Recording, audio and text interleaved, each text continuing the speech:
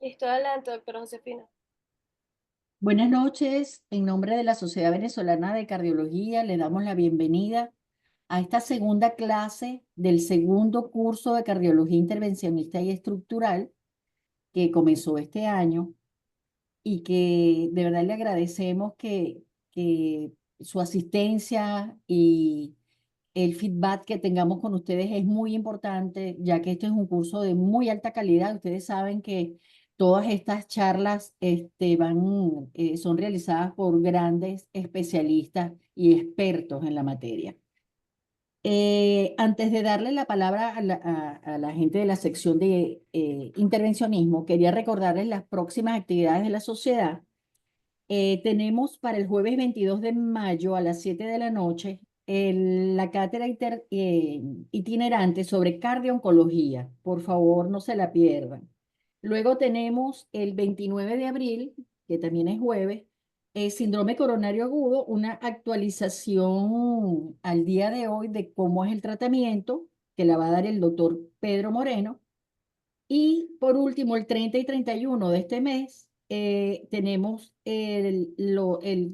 cardiología express y actual, que son los CEA, que hacemos en las regiones, que va a ser en esta oportunidad en Maracay, los días 30 y 31. Si tienen la oportunidad de asistir o los que están cerca, por favor, tampoco dejen de ir. A continuación, le voy a pasar la palabra al doctor Vicente Finisola, quien es actualmente el secretario de Educación, para que presente al panel y al expositor.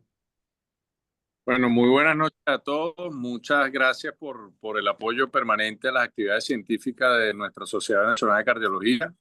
Y para no extendernos mucho y como siempre decimos, no robarle mucho tiempo a la presentación y luego a la interacción de preguntas y respuestas, vamos a darle la bienvenida, comienzo por el panel, al doctor José Miguel Torreviera, que pues todo conocido, pionero de múltiples técnicas, no solo de intervencionismo, sino de enseñanza a todas las generaciones de cardiólogos que nos estamos formando.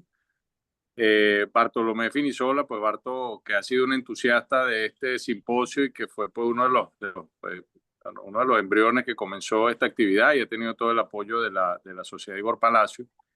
Y nos acompaña también, pues, o más adelante se debe conectar el doctor Carlos Caldera, también miembro de la directiva de la sociedad y miembro de la sección de cardiología intervencionista de nuestra sociedad.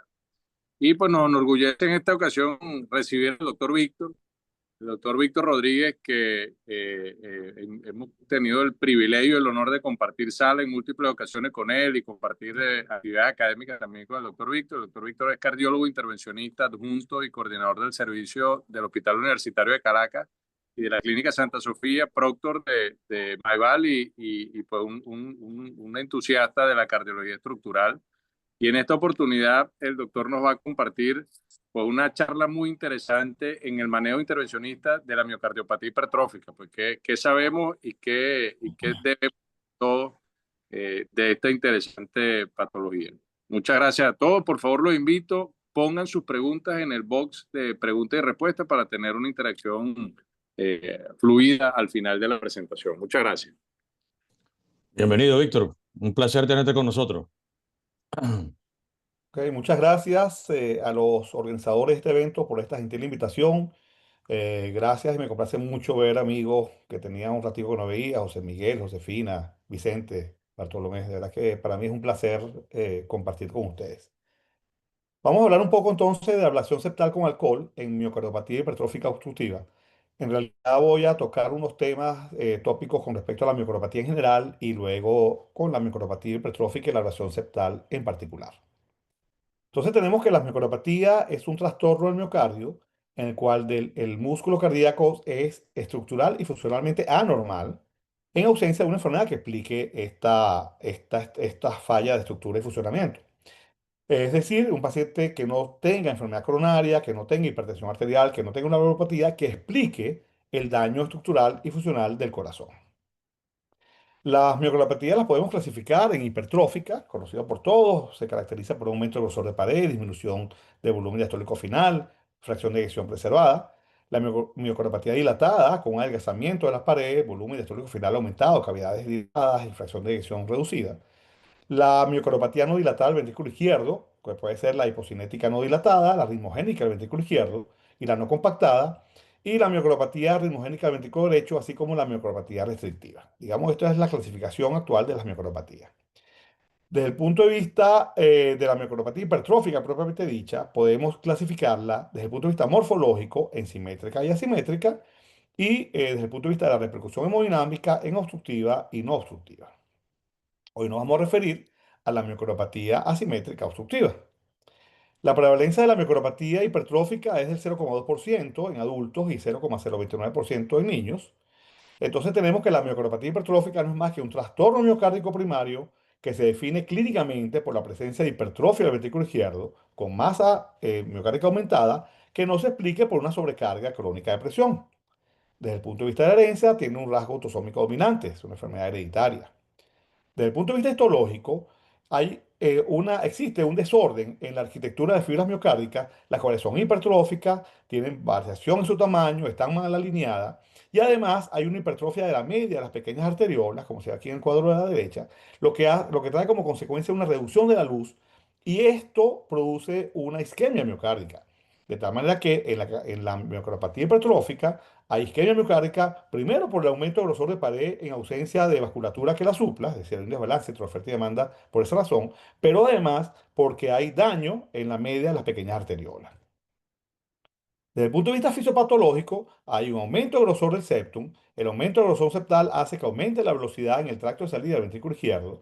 Este aumento de velocidad tiene un efecto de Venturi, que no es más que un efecto de atracción de estructuras vecinas.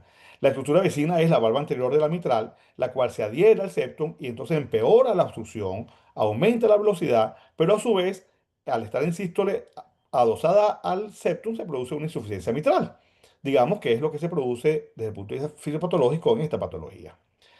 Sin embargo, recientemente se ha descubierto que el movimiento anterior de la válvula mitral no se debe solamente al efecto Venturi del aumento de la velocidad, sino que además hay anomalías primarias de la válvula mitral. Son válvulas que realmente están enfermas, con alargamiento y redundancia de la válvula anterior o de las válvulas en general.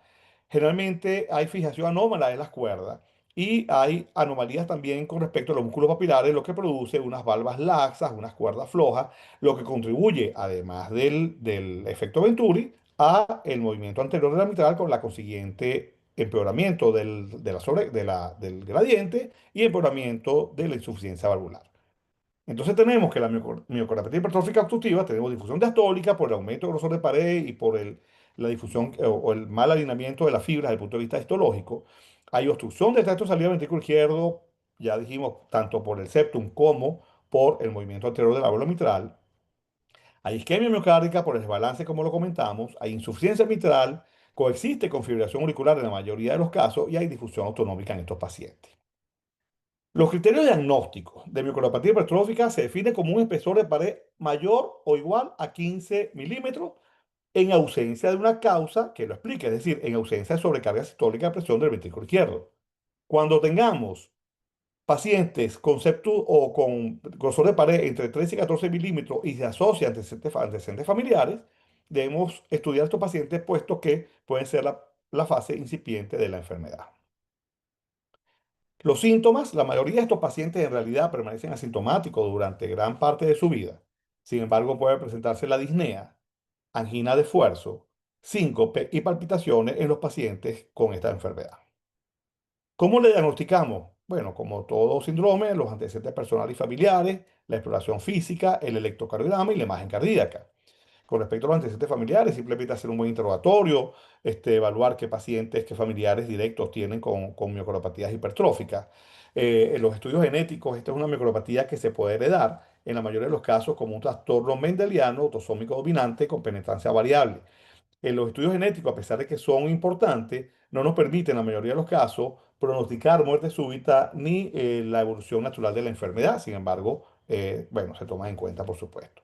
El examen físico de esta enfermedad, típico, el soplo mesocitólico aórtico, debido al aumento de la velocidad a través del tracto de salida del ventrículo izquierdo. Es un soplo citólico que, a diferencia del de la estenosis, no se acompaña de clic eyectivo, sí se acompaña de segundo ruido. Además, podemos ver un soplo sistólico mitral por el tema de la insuficiencia valvular mitral. En el electrocardiograma vemos la sobrecarga sistólica típica, las T profundas asimétricas en B5, B6, de 1 a BL, los criterios de hipertrofia del ventrículo izquierdo, patrón de crecimiento auricular izquierda, ciertos grados de bloqueo auriculoventricular, desviación en el eje a la izquierda. Y lo importante en realidad, todo es importante, pero lo más importante es la imagen cardíaca. La imagen cardíaca es quien nos hace el diagnóstico de la enfermedad. En cuanto a exámenes de imagen, tenemos el ecocardiograma, la resonancia magnética y el cateterismo cardíaco. Sin embargo, el eco es la piedra angular para hacer el diagnóstico de este problema. El ecocardiograma diagnostica la miocardiopatía hipertrófica obstructiva, identifica la hipertrofia septal asimétrica. Aquí vemos claramente cómo hay un septum basal hipertrofiado muy grande con el resto de las paredes normales. Se ve a su vez un movimiento anterior de la válvula mitral.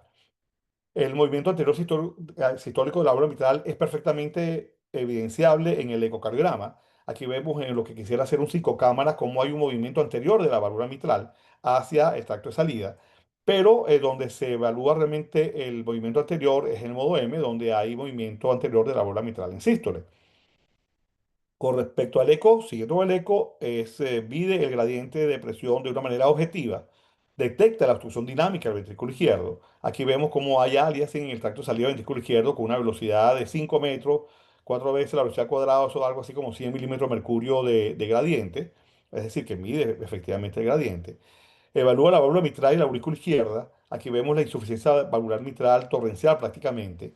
Bien importante el espectro de la insuficiencia mitral. Fíjense que en la insuficiencia mitral orgánica hay un patrón, un espectro más o menos homogéneo, si nosotros dividimos esto por la mitad a dos partes iguales. Sin embargo, el patrón del eco de la obstrucción del tracto salida ventrículo izquierdo tiene una forma de daga acá, con un incremento de velocidad. Y esto se debe a que el gradiente máximo se produce al final de la sístole después que haya realizado la mayor parte de eyección ventricular. En este momento se adhiere la valva anterior de la válvula mitral, empeora la obstrucción y aumenta la velocidad. Entonces, esta imagen es bien característica cuando queremos diferenciar entre la insuficiencia mitral orgánica o SAM en un paciente con miocardiopatía hipertrófica obstructiva. Luego evaluamos perfectamente la fracción de eyección del paciente y evalúa el efecto del tratamiento en el tiempo. El protocolo para la evaluación del tratamiento de la obstrucción del tracto de salida desde el punto de vista ecográfico, entonces, le hacemos un eco a todos los pacientes, evaluamos el pico máximo. El pico máximo puede ser, si es mayor o igual de 50 milímetros de mercurio y cumple con el resto de los criterios, es decir, si es sintomático, tiene más de 15 milímetros, etcétera, ese paciente va a manejo del tracto de salida ventrículo izquierdo, que cuando hablamos de esto se refiere o a miectomía septal o ablación septal. Si no se logra provocar un aumento de gradiente de 50 milímetros de mercurio y el paciente está asintomático, entonces se hace seguimiento médico y eco al año. Si el paciente sí está sintomático, aun cuando no tiene gradiente mayor de 50, está indicado un eco de esfuerzo clase 1. Y si el eco de esfuerzo logra provocar un gradiente mayor de 50, entonces pasamos a manejo del tracto saliva ventrículo izquierdo. Si por el contrario no logra incrementar el gradiente, va para tratamiento médico. Ese, digamos, es un algoritmo del manejo del eco en esta patología. Entonces tenemos que todos los pacientes con miocardiopatía hipertrófica van a hacerse un eco clase 1 nivel de evidencia B, por supuesto. Los pacientes que tienen miocardiopatía hipertrófica, pero no se logra medir un gradiente mayor a 50, entonces tiene indicación de un eco de esfuerzo para ver si logramos el 50 milímetros de mercurio para entonces tener la indicación de tratamiento invasivo. Y el eco transesofágico estaría considerado cuando el mecanismo de la obstrucción no está claro, por mala ventana o cualquier otra razón, pues entonces se podría requerir a un eco transesofágico. La resonancia magnética en realidad no es un examen de primer orden, sin embargo, la principal contribución clínica de las imágenes nucleares es de la detección de la amiloidosis. Permite detectar regiones inusuales de hipertrofia como la apical, que puede que no la veamos en el eco. Tiene indicación clase 1 para pacientes con un ecocardiograma no concluyente y clase 2 para pacientes con sospecha de miocardiopatía hipertrófica apical. La guía propone realizar una resonancia magnética en el momento del diagnóstico en todos los casos, con una recomendación de nivel 1B, y considera repetirlo cada 2 a 5 años. Además, recomienda una resonancia magnética en todos los familiares que tienen genotipo positivo, fenotipo negativo, para una detección temprana de la enfermedad. Entonces tenemos que se puede considerar resonancia magnética con contraste en pacientes que van a una ablación o a una miectomía para evaluar la extensión y distribución de la hipertrofia y la fibrosis miocárdica. ¿Qué rol juega el cateterismo cardíaco en esta enfermedad? En realidad, para el diagnóstico es muy poco. Para el terapéutico, por supuesto que es obvio. Solamente la indicación, de acuerdo a las guías, las últimas guías publicadas en el 2023 para el manejo de las miocardopatías, en pacientes sintomáticos con miocardopatía hipertrófica y estudio de imágenes no invasivas no concluyentes, uno puede echar mano al cateterismo. En tu caso, uno coloca un catéter multipropósito en la punta del ventrículo izquierdo, además de tener acceso a presión de una arteria femoral o cualquiera otra. Y entonces hacemos un retiro del catéter para evaluar realmente dónde está la caída o el aumento de presión, la caída de presión, y para medir realmente el gradiente que hay en el tracto de salida ventrículo izquierdo. Repito, esto no es un examen de primera línea, pero cuando hay obstrucción, las guías recomiendan hacerlo. Como diagnóstico. ¿Cómo tratamos esta enfermedad? El objetivo del tratamiento es aliviar los síntomas, es reducir el riesgo de muerte súbita y disminuir el gradiente de presión. Objetivos generales. Cuando nos enfrentamos a un paciente, podemos echar mano del tratamiento médico, vamos a hablar de cada uno de estos elementos ahorita, de la ablación septal con alcohol, de la miectomía, estimulación cardíaca y mitraclip, como herramientas para tratar esta enfermedad. En principio, antes de entrar en detalle con el tratamiento, tener una visión general del paciente, ver cuál es el riesgo del paciente, cuáles son las condiciones del paciente, y de esta manera, pues vamos a tener, digamos, una aproximación a lo que debemos hacer. Si tenemos un paciente asintomático o un sintomático que los síntomas desaparecieron con el tratamiento médico, al igual que el gradiente, y tiene un cuadro benigno estable, ese paciente va para seguimiento con eco anual. Si hay una obstrucción significativa del tracto de salida ventrículo izquierdo con síntomas claros de insuficiencia cardíaca, de angina, de síncope, etcétera, que no mejoran con el tratamiento médico, probablemente vaya para una reducción septal invasiva, llámese miectomía o llámese ablación septal.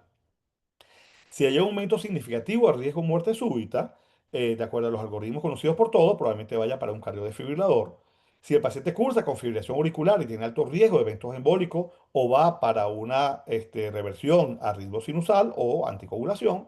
Y si el paciente está en una etapa final de la miocardopatía, pues probablemente tengamos que acudir a terapias avanzadas de insuficiencia cardíaca y eventualmente trasplante cardíaco. Con respecto al tratamiento médico, si el paciente tiene un gradiente mayor a 50 milímetros de mercurio en reposo o inducible, tenemos que ver si tiene síntomas o no tiene síntomas. Si no tiene síntomas, se puede considerar beta bloqueadores o verapamil con una indicación clase 2B. Si el paciente tiene síntomas, entonces empezamos con beta bloqueadores, clase 1. Si sigue sintomático o tiene intolerancia a los beta bloqueadores, entonces tenemos que echar mano del verapamil o el diltiazem, calcioantagonistas. Si a pesar de beta bloqueantes y calcioantagonistas persiste sintomático, tenemos la opción de disopiramida, que no hay en el país por cierto, o el Novacaten, que es una nueva droga hay mucha gente entusiasta con esto y vamos a hablar 2 minutos acerca de ella. Si a pesar de todo esto sigue asintomático, no nos queda más que terapia de reducción septal, llámese miectomía o ablación septal.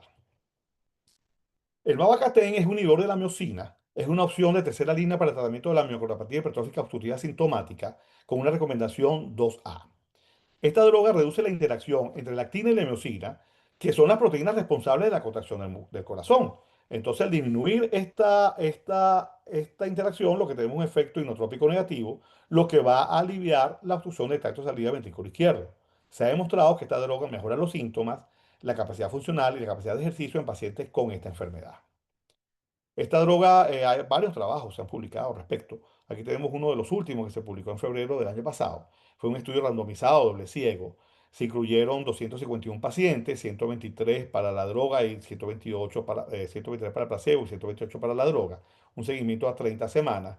Los pacientes tenían todos más de 18 años de edad, con una media mayor de 59.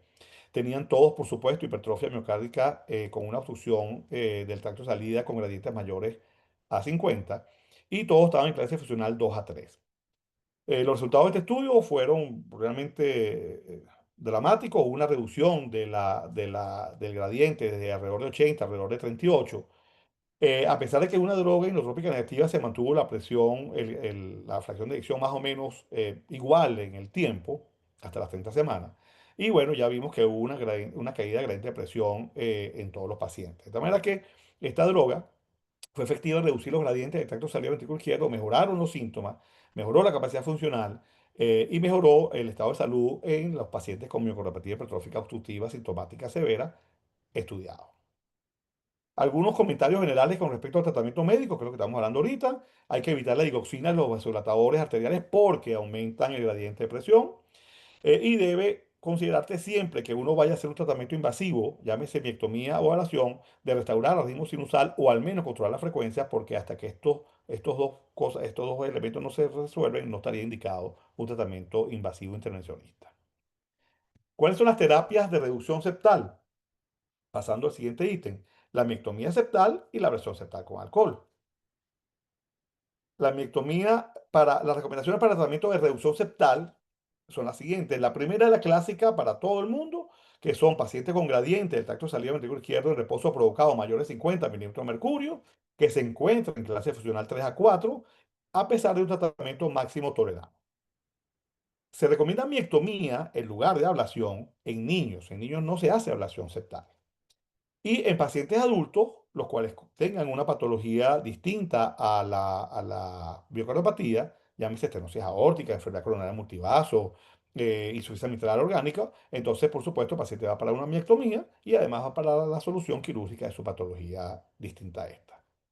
Los pacientes con síncope recurrente del esfuerzo, a pesar del tratamiento médico, y que tengan todos los demás criterios, gradiente mayor de 50, septo mayor de 15, también está recomendado una técnica de reducción septal. Comparando estos dos métodos, que el objetivo no es compararlos, sino nombrar digamos, los elementos de cada una de ellas. La ablación septal con alcohol es dependiente de la anatomía coronaria. Si no hay una septal diana adecuada, no se puede hacer.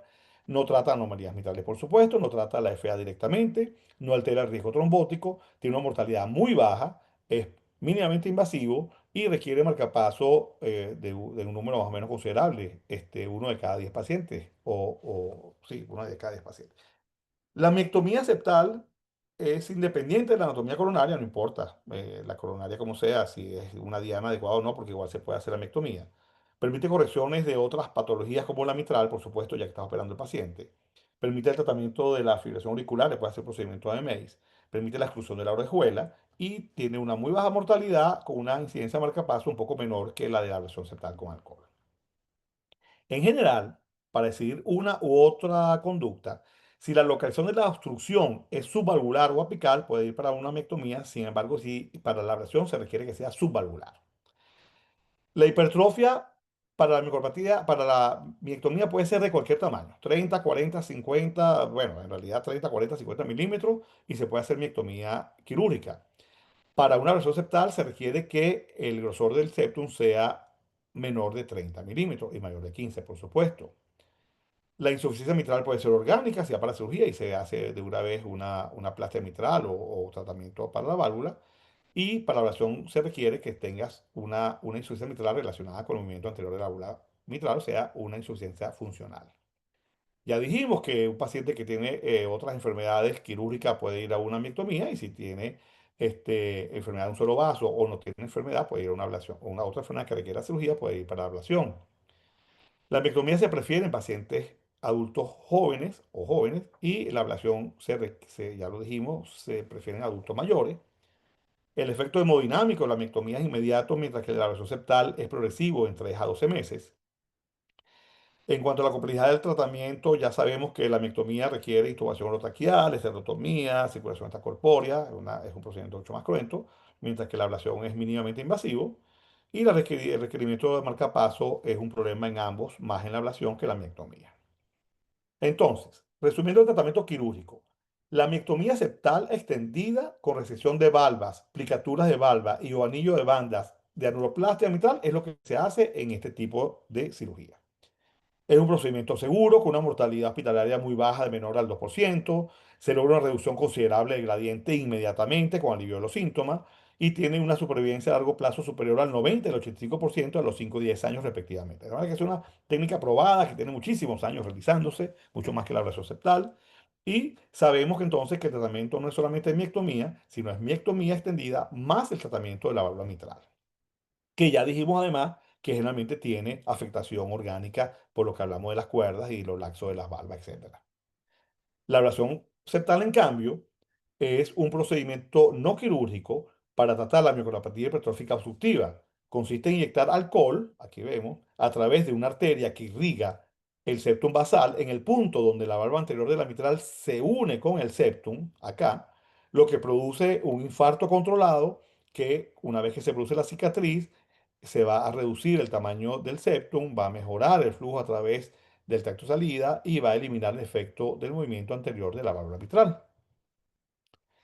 Ya desde la época de Brugada se hacían inyecciones coronarias de alcohol para tratar diversas arritmias. En el 89, por primera vez, se aclara y se publica la técnica de ablación septal con alcohol, pero no es hasta el 95 cuando Sigüe publicó por primera vez 3 casos de ablación septal percutánea exitosa en estos pacientes. De tal manera que estamos hablando de una técnica que ya tiene sus cuantos años. Las indicaciones entonces de la ablación septal con alcohol son, hay indicaciones clínicas, indicaciones hemodinámicas e indicaciones morfológicas. La indicación clínica, como hemos comentado, son pacientes sintomáticos, clase funcional 3 o 4 a pesar de tratamiento médico óptimo, o pacientes que tengan intolerancia a los medicamentos, síncope recurrente, fallo de miectomía o marcapaso previo, riesgo quirúrgico elevado, edad mayor de 21 años, preferiblemente a mayores de 60 años, y una expectativa de vida mayor de 1 año. La indicación hemodinámica ya la comentamos, tiene que tener un gradiente mayor a 50 milímetros, ya sea en reposo o ya sea después de maniobra valsalva, eco de esfuerzo o post extrasistólico.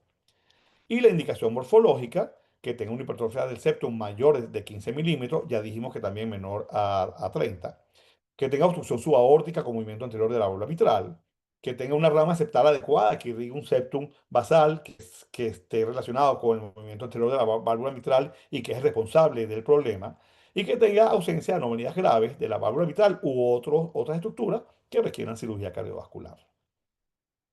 Es un método muy seguro. En los grandes ensayos la mortalidad intrahospitalaria va de 0,3 a 0,7%. Y es una técnica, la técnica la vamos a describir, es un procedimiento muy bonito, es un procedimiento elegante, limpio y seguro. El paciente entra a la sala de hemodinamia, como vamos a provocar un infarto, colocamos sedación y analgesia. Nosotros lo que hacemos en el hospital lo hacemos con anestesiólogo, pues disponemos de ello. La morfina es el analgésico por excelencia. Heparinizamos al paciente y canulamos una arteria y vena femoral.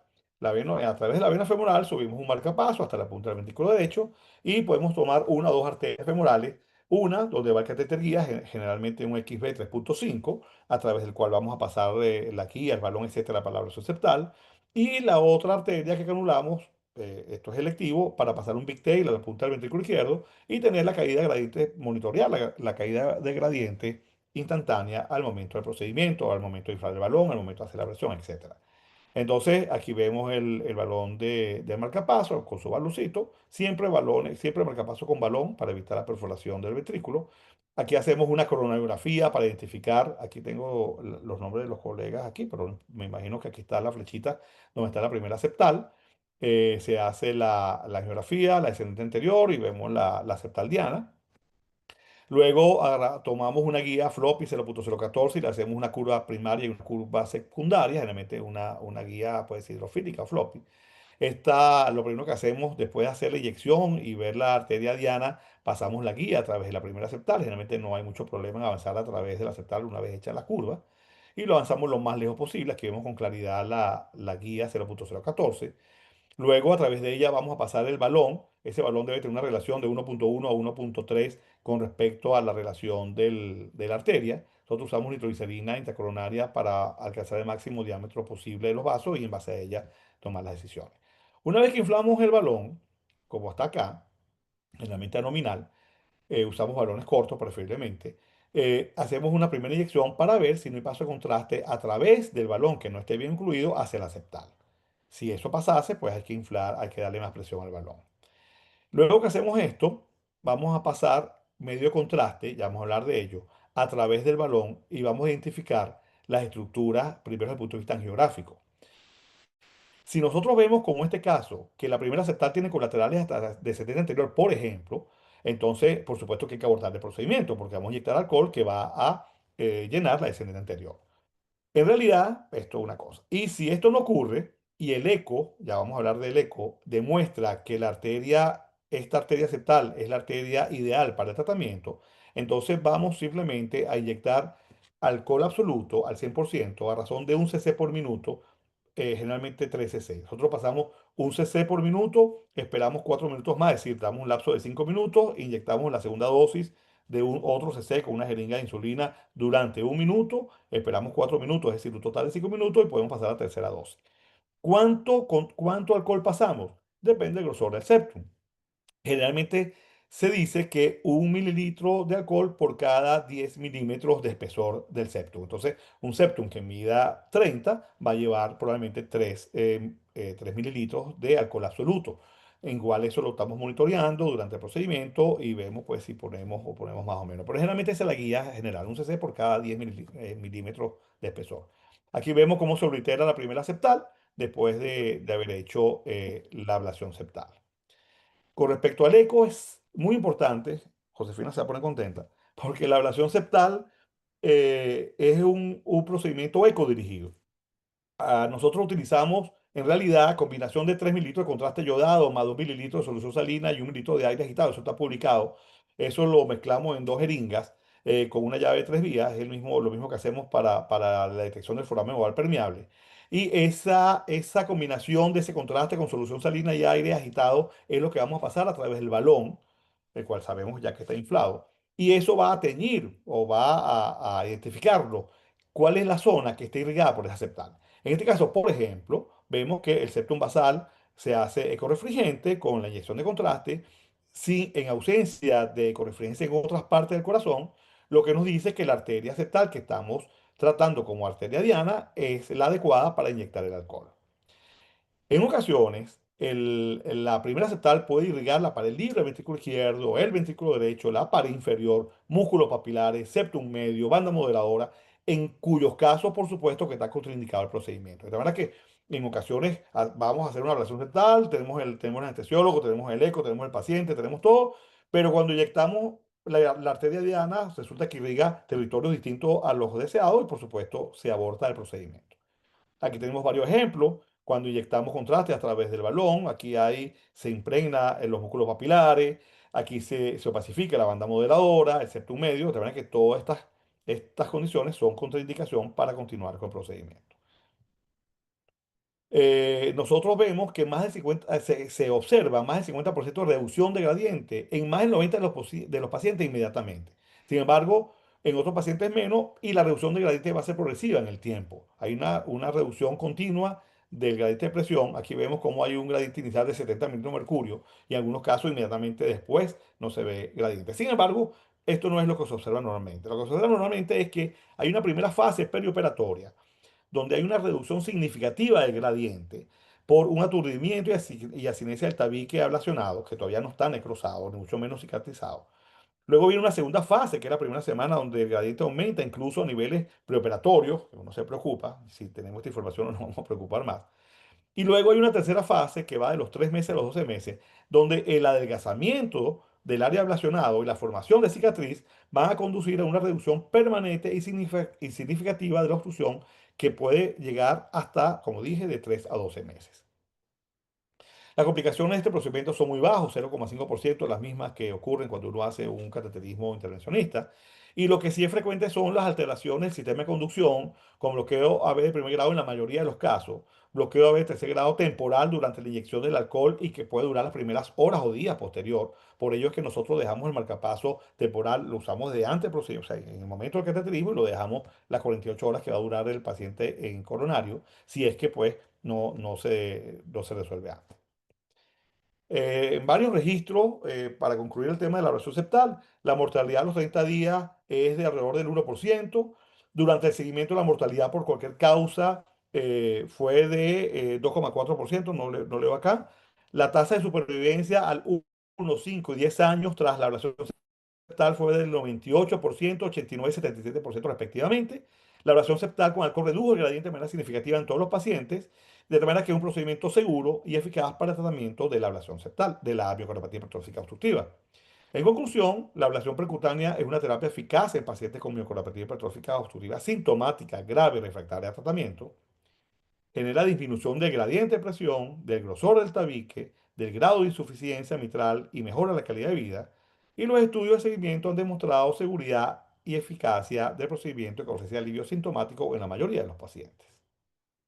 Muchas gracias por su atención y estoy a la orden para cualquier pregunta que podamos hacer en adelante.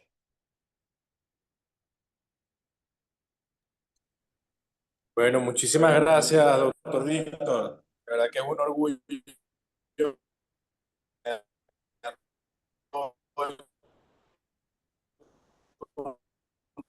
nosotros. Segundo speaker de su presencia. Quedamos abiertos a la sesión de preguntas y respuestas.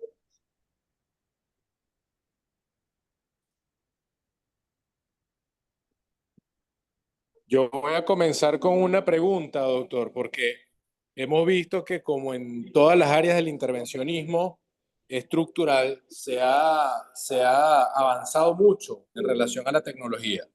Ya de hecho el doctor de Marchena, en uno de los últimos eventos, el doctor Igor Palacio nos presentó el uso de el clip mitral para al SAM en pacientes de hipertrofia, bien con reducción de gradiente.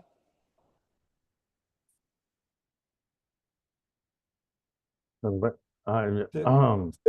se va el audio. Se le va el audio, Barto, pero probablemente la conexión de Barto. Barto, se fue la conexión. Está ahí, si está inestable. Ahora sí, buscando señal. Ahora sí. Sí. le comentaba que el doctor de Marchena nos había planteado el uso, o había presentado sus resultados con el uso de la terapia borde a borde para reducir gradientes, síntomas relacionados al SAM. ¿Usted cree que vaya a evolucionar, así como lo hizo con el TAVI, así como lo hizo con otros tratamientos estructurales, la ablación sectal con alcohol, a tener mejores resultados? Fíjate bien, el Mitraclip para el tratamiento de la miocardiopatía hipertrófica obstructiva, el primer trabajo publicado, los primeros casos se hicieron en 2012 y 2013. Se implantaron Mitraclip en 3 pacientes con miocardiopatía hipertrófica obstructiva. En esos 3 pacientes, el resultado fue dramático. Hubo una caída, gradiente de presión, hubo una disminución. Estoy hablando del año 2012-2013. De una disminución de gradiente, disminución de la regurgitación mitral, hubo disminución del SAM. Sin embargo, eh, como sabemos, la miocardiopatía hipertrófica se acompaña de enfermedad de la válvula mitral, ya lo dijimos. Es mucho más orgánico que funcional como se creía antes. Son valvas laxas, son pacientes que tienen cuerdas tendinosas con músculos papilares engrosados, elongados y con inserción anómala. Y en estos pacientes no todos tenían hipertrofia septal importantísima o importante. De tal manera que, en mi opinión, habría que definir cuántos pacientes de esos mejoraron porque el problema básico era la insuficiencia mitral y no la miocardiopatía hipertrófica. Y cuántos de ellos realmente tenía, ese era un efecto por el efecto de Venturi. Eso fue los primeros trabajos. Ahora entiendo que la gente de Miami está trabajando en eso. No hay ahorita una definición de que el Vitaclip vaya a resolver el problema. Y yo lo que creo es como todo, no hay que ser blanco o negro. Probablemente los pacientes con miocardiopatía que tengan más enfermedad orgánica de la válvula mitral y donde el gradiente sea a expensas básicamente del SAM y no de la obstrucción fija del septum, probablemente se beneficien. Creo que va a ser un grupo más bien reducido de pacientes. No creo que va a sustituir para nada la miectomía y mucho menos la ablación y creo que quedaría para ese grupo de pacientes. Habrá que esperar los trabajos, en realidad lo que estoy es lucubrando, ¿no? En base a la información que tengo de ese trabajo. Doctor, Sí. tenemos un par de preguntas y bueno, para el doctor Víctor y para el panel. Hay una pregunta interesante de la doctora Alejandra Castillo que nos dice si tiene papel o si tiene espacio la angiotomografía coronaria en la preparación de los casos para ablación septal o para el manejo endovascular o quirúrgico de la miohipertrófica. Y luego de que nos responda esa, escuchamos el comentario del panel también en una pregunta del doctor Villalba sobre la posibilidad de incluir el manejo de la miohipertrófica en programas de formación de fellow, que creo que pues, hay buena experiencia en eso. Entonces, bueno, doctor, le escuchamos al doctor Torreviera y a Barto en estos dos puntos.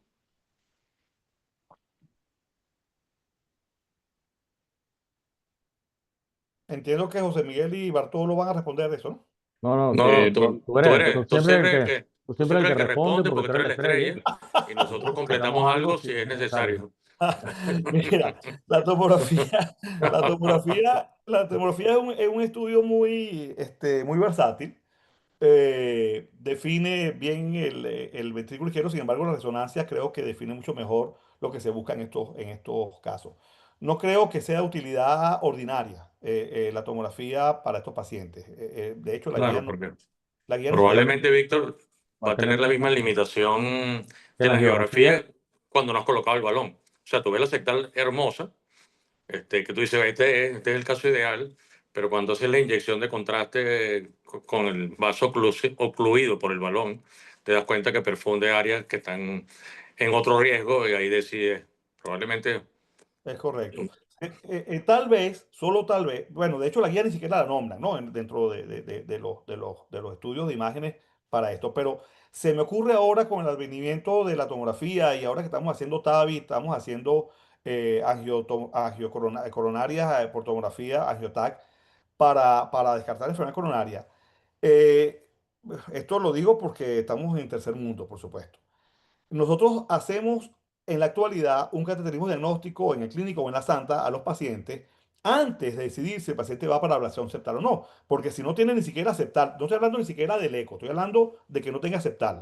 Hay pacientes donde en la geografía no tiene una septal diana. Ese paciente ni siquiera, entonces no vas a comprar el balón, no vas a comprar esto, no vas a perder el cupo, no vas a tener ese gasto, ¿no? Así me explico. total. Esto, por supuesto que lo estoy elucubrando, esto no lo he leído, sino que digamos, se me está ocurriendo ahora. Si yo hago una buena angiotac y detecto una buena septal, bueno, ese paciente lo puedo involucrar, lo puedo incluir en el grupo de pacientes que voy a estudiar para ver si el eco dice que se puede. Pero si ni siquiera tiene en la angiotac una septal adecuada, probablemente ni siquiera lo incluya en el programa. No sé si me expliqué Sí, sí, y- sí, sí, y creo perfectamente que y totalmente lógico, pues. sí, Totalmente lógico. eso no está, ojo, eso no lo he leído, eso lo estoy diciendo Claro, ahorita y no tiene ningún basamento perfecto. No, a científico, pero propósito de quiero la pregunta, aclarar. pero tiene todo el sentido. Claro, Tiene pero todo el quiero sentido. aclarar, como es una clase, pues no vaya a quedar sentado de que eso está escrito en Exacto. una parte. Eso es simplemente un análisis de lo que estamos hablando. Con respecto a la inclusión a los estudios de formación, por supuesto que todos los que hacemos docencia estamos a la orden para incluir bueno, en los fellows que tenemos, por supuesto que se benefician de esta actividad. Yo tengo muchos años, voy a aprovechar la cuña, muchos años desde que mi amigo Eleazar estaba en la directiva y mucho antes tal vez, de que los diferentes centros que formamos hemodinamista o tienen fellow de hemodinamia, compartamos tiempos y se roten en los diferentes centros, sobre todo cuando tengamos actividades especiales como esta, pues la presión septal, o tengamos un TAVI, que no son cosas que se hacen todos los días, o cualquier otro tratamiento intervencionista estructural, que invitemos a los fellows de los otros centros para que participen de esa actividad. Yo hago un llamado a la Sociedad Venezolana de Cardiología en este momento, formal, para ver si retomamos esa idea y lo hagamos de la práctica diaria, pues. Sí, Excelente. sin ninguna duda, sin ninguna duda. Y estoy muy convencido que, por ejemplo, Bartolomé y Vicente están en una actividad de conexión permanente de todos los fellows de hemodinamia y tratando de implementar esto de manera muy concreta. Por supuesto, las logísticas de movimiento en Venezuela no son tan expeditas como fueron previamente, pero bueno, con seguridad, si se hace bien planificado, podemos integrar muchísimo más los posgrados de hemodinamia asistiendo a casos de procedimientos especiales o a jornadas de procedimientos especiales. Y de hecho, nuestra intención es servir desde la Sociedad de Cardiología, es como prestar toda la experiencia disponible de diferentes expertos para los posgrados que aún no siendo formales eh, profesores de los staff regulares del posgrado, puedan de alguna manera compartir experiencia con los posgrados para enriquecer, que es esto que estamos haciendo exactamente ahorita, que es esto que estamos haciendo exactamente ahorita. Así es. Por cierto que felicitaciones, Víctor. Magnífica presentación, muy bonita, muy docente. O sea, honestamente, dedicada a los residentes y a todo el que quiera iniciarse en esta técnica de la ablación, que es, por cierto, muy hermosa técnicamente, muy demandante. Y uno siente siempre, cuando la está realizando, siente algo de aprensión de no complicar innecesariamente, porque realmente tú estás provocando un infarto que nosotros llamamos controlado, pero que, bueno, que siempre puede tener consecuencias indeseables, pues, por supuesto, Gracias, incluyendo un dolor tremendo. gracias que sí, gracias, hermano. Le hago dos preguntas. Una de la audiencia del doctor Pedro Méndez de Margarita, en relación a la frecuencia de bloqueo durante el procedimiento y cuánto esperar para decidir, bueno, si el paciente va para implante de marcapaso definitivo. Y la que yo le haría adicional, ¿cuándo fue la última vez que rechazó un paciente por anatomía septal? O sea, anatomía de los ramos septales.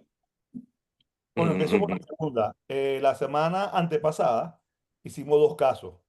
El primero, una señora de 60 y tantos años de edad, se fue la imagen, están ahí, ¿no? Sí, no, Sí, estamos aquí, sí, estamos aquí, sí, doctor. estamos aquí. De 60 y tantos años de edad que tenía una septal más bien pequeña y, y no nos gustaba mucho porque, bueno, es más demandante, el balón, ¿sabes? Un balón 1.1, 1.5, etcétera. Esa paciente salió espectacular, bajó el gradiente de inmediato, después la semana volvió a subir, hay que esperar el tiempo. Y el segundo paciente era un hombre de 50 y tantos años de edad con un septo muy grueso y tenía una septal gigantesca. Y yo, bueno, esta papaya, digamos. Y cuando hicimos el ecocontraste, irrigaba la cara inferior, irrigaba los músculos papilares y tuvimos que abortarlo. De tal manera que los últimos casos que hicimos en un día, que fue el martes antepasado, uno salió para ablación y fue exitoso y el otro, pues, no se hizo, pues. Eh, a pesar de que tenía una tremenda septal y tenía un tremendo músculo, Total, y era que yo veía que tenía más feeling de que iba a resolver, pues el que tenía, precisamente tal vez porque la septal era más grande, tenía más irrigación y no lo pudimos hacer. Con estaba respecto más conectada. ¿Ah? Estaba más conectada esa secta. Estaba más conectada esa septal. Sí. No hemos visto ese ejemplo que te puse en la lámina de septales con anastomosis o colaterales al ADA, yo no lo he visto, pero está escrito, pues, y es una cosa que hay que fijarse bien, porque como es difícil verlo, Total. necesitamos un equipo de alta definición, flat panel, obviamente, esto no se puede hacer un equipo que no sea flat panel, con un grupo, además, bueno, yo no leí esas partes de la guía, pero tienen que ser grupos expertos, con experiencia, tú sabes. Pero sí de aprendizaje, revisar bien cuando hacemos la ablación, cuando hacemos una inyección de contraste, además el eco, ver bien si es aceptar, además de los territorios, que es ecográfico, desde el punto de vista geográfico, si no irriga otro territorio o se va con laterales a la DA, que ahí sería una catástrofe, obviamente, pues. Y acuérdate que esa vasculatura y esas colaterales, pues, son muy visibles por otro método. Con respecto al marcapaso, es bien frecuente el bloqueo de, fíjate, no se hace ablación central sin marcapaso temporal. Eso es lo primero. Nosotros tuvimos un marcapaso temporal, ya dije, con balón para evitar el riesgo de perforación en todos los pacientes. Al menos el 50% de los pacientes presentan bloqueo a B de algún grado durante el procedimiento transitorio. Pero un porcentaje importante, ya dije, uno de cada 20 pacientes, que es Uno de bastante, cada 10. cada Ujú. 10 pacientes, uno de cada 10, perdón, hacen bloqueo B completo definitivo y lo hacen generalmente en las primeras 72 horas. Ya después es raro que lo vaya a hacer. Y además, mientras más cerca, más. Claro, tienes un bloqueo B completo, esperas a ver si revierte espontáneamente y generalmente lo dejamos en coronario 72 horas. A menos que todo vaya bien, lo dejamos 48 horas, perdón, como un infarto, porque es un infarto en realidad. Total, porque es un infarto, El total. riesgo de arritmia, el dolor, todo eso está allí. Pero generalmente si el paciente va perfecto, sin ninguna complicación y sin bloqueos, que al salir de la sala lo dejamos 48 horas. Si tiene bloqueo AB completo o bloqueo AB tipo Weichenbach, con radical, etcétera, lo dejamos 72 horas. Y a las 72 horas se decide si va para marcapaso definitivo de una vez. Claro. Y Leonardo te está preguntando con cuál porcentaje de pacientes, Leonardo Rodríguez te está preguntando cuál porcentaje de pacientes se complica con bloqueo de rama izquierda o sale con bloqueo de rama izquierda de la sala en estos casos. El 50% por lo menos, muchísimo. Por eso el que Perfecto. tiene un programa de derecha, que después tú le ha aparecido el tema del TAVI y los bloqueos, pues Exacto. Muy es muy parecido al tema del parecido. TAL. Es muy Exacto. parecido. Tiene muy alto riesgo de bloqueo Si un completo. paciente viene con un bloqueo, Rami, ese es el pretest más alto para tener un bloqueo de completo. Claro. La misma filosofía de los TAVI. Bueno, probablemente estos muchachos de la electricidad están pensando si este paciente a partir del bloqueo de rama izquierda se va a desincronizar y si ellos van a tener que intervenir en algún momento o si eso va a cambiar la indicación del desfibrilador. Supongo que también están pensando en eso, pero en general estos pacientes mejoran dramáticamente, mejoran todo. Sí, La función sistólica, la función diastólica, el tamaño de la aurícula, todo mejora dramáticamente si la ablación es efectiva. Y, es correcto. Doc- Aprovechando y que acabas de nombrar lo de la estimulación cardíaca, ujú, el desfibrilador, las guías tienen como indicación clase 2B, nivel de evidencia C, que un paciente que tenga contraindicación para ablación septal o miectomía o tenga, que estamos hablando de eso, que tenga un alto riesgo de bloqueo AB, tiene una indicación formal de estimulación cardíaca. Y si el paciente a su vez tiene alto riesgo por los algoritmos de una muerte súbita, entonces tiene indicación de un DAI bicameral, donde tú, además de resolverle o de prevenir, digamos, el riesgo o disminuir el riesgo de muerte súbita, de una vez lo estimulas. Entonces la estimulación auriculoventricular secuencial con un intervalo AB óptimo para reducir el gradiente de salida funciona, pero solo en los pacientes que tienen contraindicación para ablación y para miectomía, o los pacientes que van para un DAI porque ya tienen alto riesgo, han hecho muerte súbita, síncope con TB presencial, etcétera. Entonces, esa es la indicación, digamos, de estimulación cardíaca. Ya no es como una época fue, donde estaba, digamos, en las primeras líneas de tratamiento. Ya no está, pero sigue estando allí. Claro, absolutamente. ¿No? Doc- Leonardo también agregó que no, que el bloqueo de la rama izquierda probablemente que provoca disincronía va a mejorar el gradiente. Doctor, y una en su área y en su equipo de trabajo, ¿qué porcentaje ve usted que terminan en la opción quirúrgica? Pues, ¿qué porcentaje más o menos de pacientes van a mectomía quirúrgica? Eh, ¿Solamente aquellos que van por otra indicación o es un porcentaje mínimo casi ausente de pacientes que terminan refiriéndose a cirugía? No es despreciable. Si tú tienes No, un para, mayor de 30 que hay mucho, que hay mucho, ese paciente debería ir para miectomía. los muy Pacientes jóvenes, los muy jóvenes, los muy muy jóvenes. jóvenes, tú no le vas a hacer una ablación septal. Para Total. nosotros es un dolor de cabeza porque es triste reconocer que ya nuestro hospital no cuenta con un equipo de cirugía cardiovascular como contó en años pasados, donde hacíamos hasta 400 cirugías al año, ya eso desapareció. Ahorita no tenemos, yo digo que los cirujanos dicen que sí, que operan de vez en cuando, eso no es operar. Entonces para nosotros es un dolor de cabeza, pues, porque pacientes que tienen indicación de mectomía, pues no tenemos cómo resolverle el problema. No es despreciable, Vicente, Sí, no es. no es nada despreciable. Y no sé, me gustaría subrayar aquí, Vicente y Víctor, es que en esta cirugía en particular necesitas un verdadero team experto. No porque sea particularmente complicada, que sí lo es, pero esto no tiene una incidencia tan alta, el número de pacientes que tú vas a operar en tu vida son pocos. Entonces, este es el típico paciente que se refiere a un centro especializado en cirugía de septum. Y son muy pocos en el mundo, pero se refieren allí. Eso pasa como con la endarterectomía pulmonar para la hipertensión pulmonar obstructiva, que uno cree, no, bueno, le hacemos es una operación tremendamente sofisticada que se hace poco y que tú tienes que referir a centros especializados y no comenzar a inventar que tú vas a hacer la primera sectotomía sin ninguna experiencia porque los resultados lamentablemente no van a ser buenos. Y eso es bueno que lo llevemos de mensaje para la casa. Si el paciente no es candidato para nosotros, hay que buscar un centro donde referirlo, donde hayan hecho esto como práctica usual y son muy pocos realmente, no en Venezuela, en el mundo. Entonces hay que saber referir a un team quirúrgico. De hecho, este tipo de pacientes lo maneja un verdadero heart team, tal cual como porque hay genetistas incluidos, electrofisiólogos, intervencionistas, cirujanos, cardiólogos clínicos, porque, bueno, comienza muy joven, es una enfermedad para toda la vida y lo tienes que saber manejar en cada etapa. Y es muy importante que todo el mundo esté involucrado, que se haga el despistaje de los familiares primarios de cada uno de estos pacientes para tratar de la mayoría no tienen el fenotipo, pero que sí tienen la genética, tener la genética en la mano y hacer la, la- la supervisión continua en el tiempo de estos pacientes, porque bueno, tienen este riesgo de muerte súbita que siempre está ahí. Nosotros usamos unos scores para determinar si el paciente tiene alguna indicación de protección adicional, porque el score sale muy alto para muerte súbita por algunas características. Entonces, bueno, es realmente un trabajo de equipo estos pacientes. Tienen este procedimiento hermoso, específico, pero la decisión es parte de la reunión de muchos especialistas y subespecialistas de cardiología. Muy pertinente esa observación, José Miguel, estoy 100% de acuerdo contigo.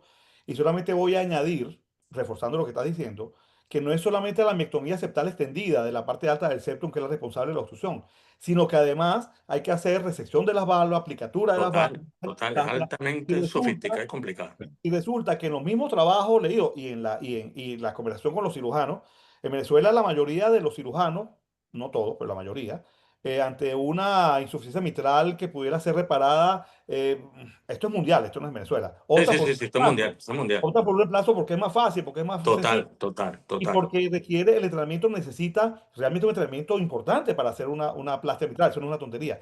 Pero resulta que el tratamiento, ya dijimos que y eso sí es un concepto que quiero dejar claro, es que la hipertrofia, la miocardiopatía hipertrófica obstructiva no es solamente enfermedad del septum, es enfermedad de la válvula mitral y del aparato Muy subauricular importante, mitral.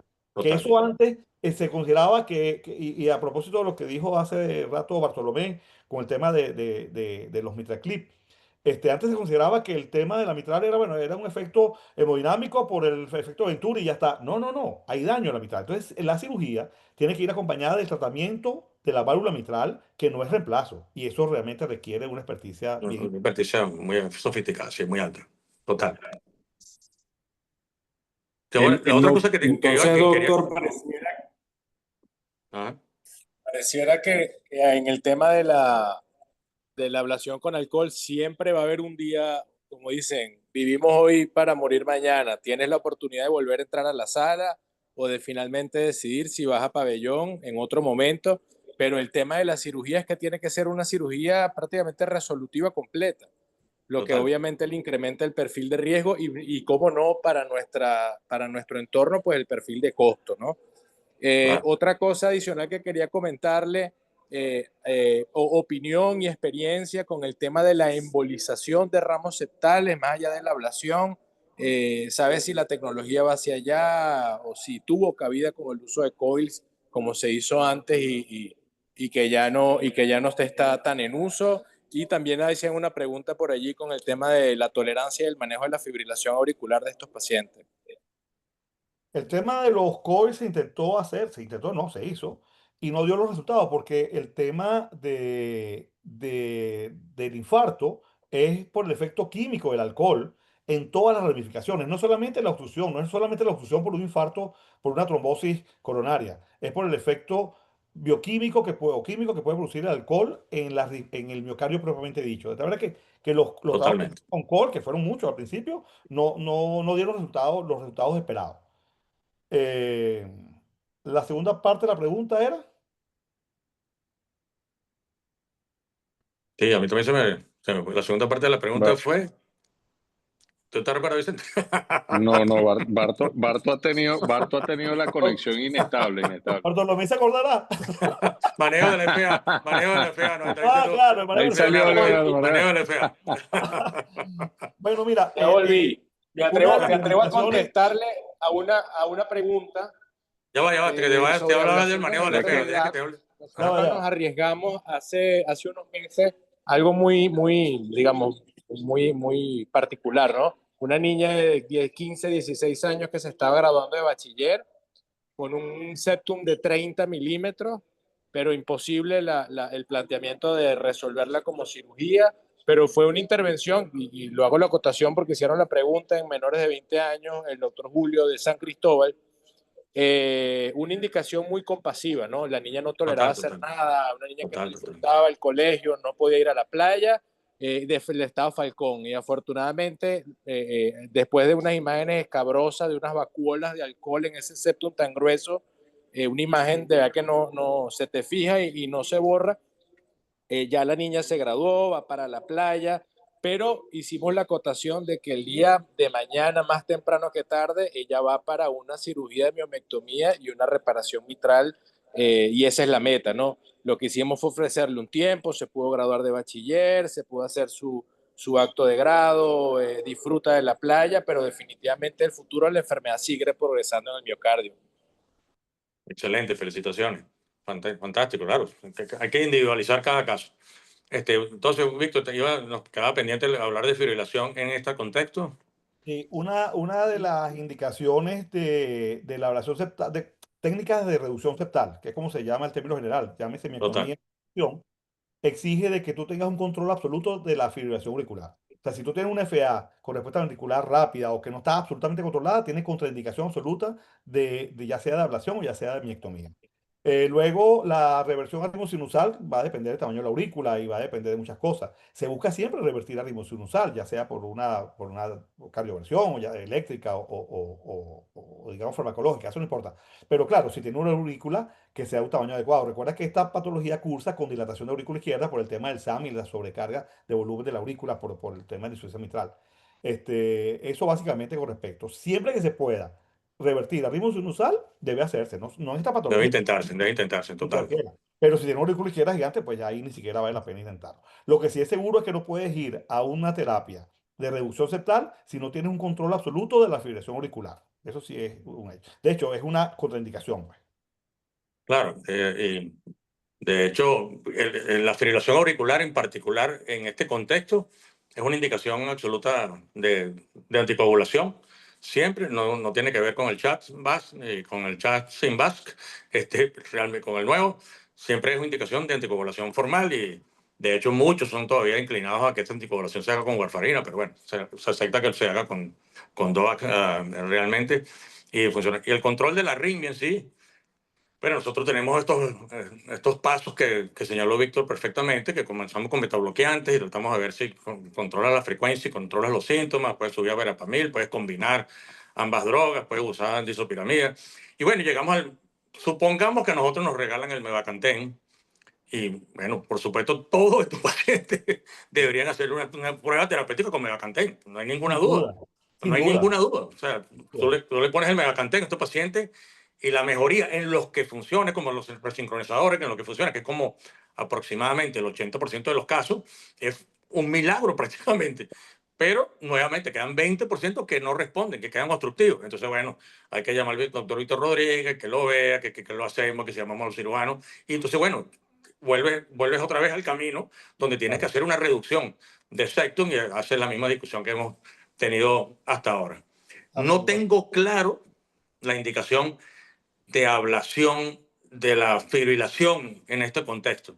Por supuesto que si el paciente, ya Víctor le hizo una ablación exitosa de septum y eliminó el gradiente y el paciente persiste en fibrilación, yo creo que tiene una indicación absoluta de intentar ablacionarle la fibrilación dentro de la aurícula, de acuerdo a los criterios que usan los electrofisiólogos, sobre todo ahora que hay esta posibilidad de hacer la ablación por pulso, que realmente hace el procedimiento mucho más rápido, más seguro. O sea que creo que los horizontes son enormes. Pero esta particular enfermedad tiene ahora otro horizonte terapéutico, que es el de los modificadores de los puentes de miocina, que realmente van a sacar a mucha gente de estos procedimientos. Muchas, si bajan los costos, por supuesto, si bajan los costos, pero si fuera disponible, van a sacar mucha gente de nuestro laboratorio. Estoy seguro que probablemente no sea una droga de tercera línea en el futuro próximo, sino va a ser de primera o segunda línea. Total, total. Con respecto totalmente de acuerdo contigo y muy pertinente. Lo que sí está descrito es que si tú vas a una miectomía, de una vez puedes hacer un MACE y puedes hacer aplicatura. Total, si vas a la cirugía, totalmente. Eso sí no hay duda, pues. No Entonces, hay ninguna duda. con Esa es aurícula una grande. subventaja, teóricamente. Claro, una subventaja, por supuesto. Y el paciente va para una micromía, de una vez le haces un MACE, le haces pieza de orejuela y le resuelve el problema. Bien interesante, no lo había pensado lo de la ablación en post, ablación septal, Claro, claro. O sea, tú pero teóricamente suena resolviste, lógico. No he leído nada de eso, pero suena muy lógico además. claro, pero seguramente va a ir hacia allá. Pues no podemos hacer nada quirúrgico. Bueno, entonces hacemos esta combinación, lo hacemos aquí, después nos metemos y hacemos la ablación con catéter y, bueno, al Probablemente menos sí. se intenten. Claro, Esos claro, procedimientos claro, ahora son bastante seguros. Son muy claro, seguros ahora, entonces, absolutamente. y muy predecibles, pues. Correcto. Doctor, Este, por ahí le manda, por el grupo le manda saludos una egresada de Ascardio que es muy amiga suya, la doctora Nelly Campos, ecocardiografista y porque tiene mucho respeto. Y en este sentido, le pregunto sobre el manejo que tienen ustedes en el Heart Team, específicamente en miohipertrófica. ¿Ustedes siguen un protocolo de estudio del paciente antes y después del grupo familiar? ¿Hacen los estudios genéticos? El IBIC antes tenía este protocolo, no sé si sigue. En algún momento nosotros enviamos todos los pacientes y los familiares al IBIC, pero ustedes tienen un protocolo de estudio o habitualmente le llega es, vamos a decir, el resultado final, el procedimiento y el seguimiento del paciente que se sometió a procedimiento? Y lo otro, doctor, para ponerle una papa caliente ahí, que usted siempre comenta del ecografista en la sala de hemodinamia. En este caso, en la mía hipertrófica, ¿sí no sale el ecocardiografista de la sala o ve que que en un futuro también saldrá? Nelly, gusto saludarte, qué gustazo. Bueno, gusto de saber de ti. Con respecto a los estudios genéticos, realmente no tenemos disponibilidad de hacerlo. No, mea culpa, no tenemos las herramientas suficientes, no tenemos los recursos para hacerlo. Sí le hacemos eco a todos los pacientes, a todos los familiares directos, ascendentes, descendentes. Hacemos interrogatorio exhaustivo y buscamos, tratamos de escudriñar un Claro, poco, a ver si claro. hay antecedentes de cargas de familiares con neuropatía hipertrófica. El eco a todos de una vez, mira, tu mamá, tu papá, tu hijo, eso sí lo hacemos de rutina buscando, pues, pero entiendo que no es la forma, así como lo dije ahora. Em, con respecto al ecografista, creo que es el único procedimiento hemodinámico donde no solamente se justifica, sino que es obligatorio que los ecografistas estén adentro. Ahí me quito el sombrero. Creo que ya, porque creo que ya, ya no estamos haciendo eco ni siquiera los TAVI con ecografista, para que sepa, pero no se lo diga a Josefina que está por ahí, Yo le iba a decir eso, recobró unos puntos ahí con la doctora Josefina. ni a un ecografista que esté por ahí, digas nada. Aquí estoy oyendo todo. Perdón, pensaba que te había oído. Bueno, la ecografía es una técnica fundamental para toda la cardiología intervencionista. El diagnóstico es por eco y el En Exacto. realidad, seguimiento, Lo importante, lo en realidad, importante la perdón que te intervención digo, es por eco. Ajá. no, pero en realidad digo, para la miocardopatía hipertrófica obstructiva y para el tratamiento de la ablación septal, el eco es fundamental antes, durante y después. O sea, ese es, Así pero es. repito, es una de las pocas patologías donde el eco es Sí, fundamental. sí, sí. El TAVI, la estenosis aórtica, antes es fundamental, porque tú no haces diagnóstico si no hace un eco. total, Claro. total, total. Aquí lo más importante es lo que dije, de identificar cuáles son los territorios que irrigan la rama septal diana. Ver los músculos papilares, ver el ventrículo derecho, ver la pared libre del ventrículo izquierdo. Y eso es por eco, pues ahí el comentario que hice de la septal que irriga la DA por una colateral, eso es un hecho excepcional. Y lo dije como una curiosidad. Lo que sí no es excepcional es que el ecografista, que además tiene que estar entrenado, además tiene que ver realmente lo que se tiñe y lo que no se tiñe. Porque así como digo una cosa, digo la otra. No hay nada más subjetivo y operador dependiente que un eco. Eso es una cosa Así. loca. Y si es mujer más, no, mentira, eso es mentira. Si es mujer, no, no. Ah, no, no, no. No, no, si es Esto Si es es mujer, mujer, menos si es mal, mujer, porque la mayoría son mujeres. no, si es es mujer el verdad. paciente, el Pero, paciente, el pero paciente. quiero decirte que es muy observador dependiente Es y el así. hecho, y nosotros que estamos en la sala, y entonces empieza, bueno, tiñe, pero no tiñe, es muy subjetivo.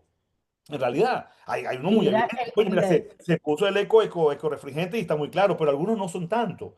Y es entonces lo que así. dice José Miguel, nosotros vamos a provocar un infarto. Y nosotros no podemos hacer una cosa que sea peor que lo que no hacer nada. Es decir, Claro. que realmente el eco es fundamental. Tenemos que tener un eco de última generación, tenemos que tener un ecografista experto. No puede ser un fellow de eco que vaya a hacer esto. Tiene que ver bien y tiene que conocer a priori cuáles son los tejidos miocárdicos que se irrigan con las septales anómalas, por decirlo de alguna manera. No es que vas a buscar por cualquier lado, bueno, tienes que buscar todo. Eso realmente, repito, creo que es, bueno, uno de los pocos donde el eco es fundamental. En antes, durante y después.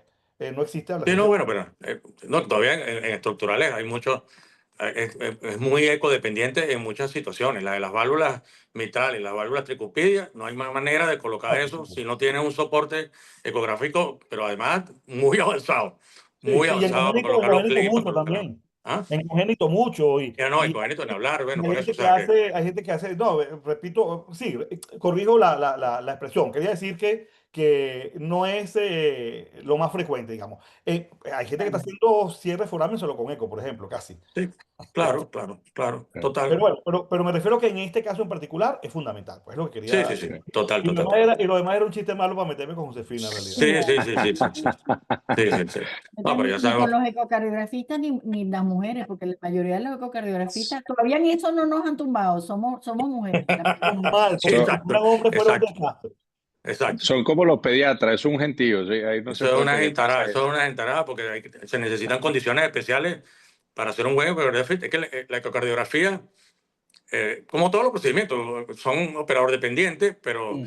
las ecocardiografías venezolanas honestamente son fantásticas. Digo, todos los ecocardiografistas, pero las mujeres son fantásticas, pues son la gran mayoría.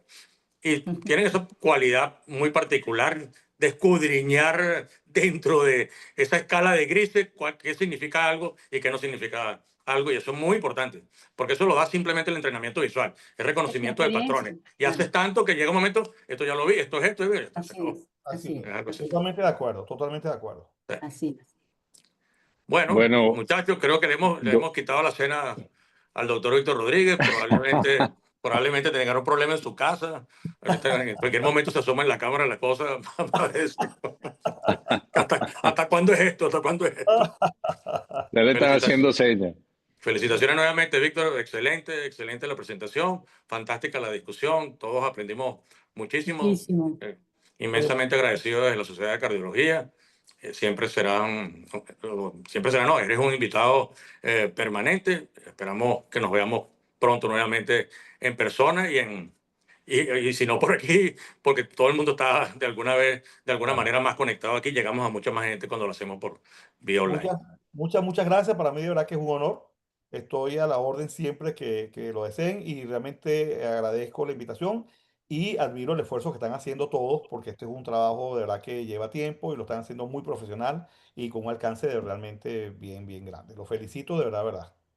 Muchas Muchas gracias, gracias, Víctor. doctor. Muchas gracias. Doctora, Bueno, voy a antes de que... aprovechar, exacto, no sé, Vicente, si vas a hablar de las fechas que vienen o es otra cosa. Exactamente, doctor, Dale, exactamente dale, la fecha. Exactamente la fecha y le doy la palabra para que, como dice el doctor Víctor, para que este esfuerzo se traduzca en el mayor alcance posible. Por favor, acompáñenos en las próximas 2 actividades. La sociedad académicamente estamos muy activos. El 22 de mayo, jueves 22 de mayo, vamos a tener el simposio de cardio-oncología. El programa está muy bueno. Le adelanto algo. Una de las charlas es intervencionismo cardio-oncológico. O sea, es un tema, Wow. hay unos buenos temas ahí disruptivos, ejercicio y rehabilitación en estos pacientes. O sea, hay unos temas bien interesantes. Los invito a que nos acompañen jueves 22 de mayo de 7 a 9 y luego el jueves 29 de mayo de 8 a 9 vamos a estar con el doctor Pedro Moreno en la tercera clase o cátedra de la Sociedad Igor Palacio con el doctor Pedro Moreno, actualización del síndrome coronario agudo 2025. Entonces, bueno, doctora, vamos todos a apoyar estas actividades, a promover y que nos consigamos el mayor número de especialistas por esta plataforma. Ojalá, aprovechenlo de verdad porque es un gran esfuerzo. Muchísimas gracias, José Miguel, Vicente, Bartolo. El doctor Carlos Caldera está escribiendo que está saliendo de un procedimiento complejo. Queda Sí. para la próxima. Pero Víctor, está muchas gracias. inasistente De verdad que es un o honor se le tenerte con da... nosotros aquí. Pero doctora, ¿lo anotamos inasistente o tiene pase libre en esta vuelta? Tiene No, que mandar una foto. Yo anoto las veces que va, que viene. Ok. Bueno, muchas gracias a Todo todos. lo mejor. Nosotros Salud en casa. estamos Gracias a conectados todos. 45 personas, todo el cuerpo de Gracias. residentes y un par de adjuntos. Qué Muchas bueno, gracias como Bartolo, siempre, qué doctor. bueno. Manda una foto, Barto, manda una foto. Claro, Seguro. Falta una porque foto, Saludos. Barto. Falta una foto. No, esto es una cuestión de fe, que hay 25 residentes, a ver. no, claro que sí. Claro que sí. Ese muchacho Saludos. es absolutamente confiable. Seguro que son más. Cuídense mucho. Todo lo Saludos a mejor. todos. Chao. Feliz noche. Chao, chao.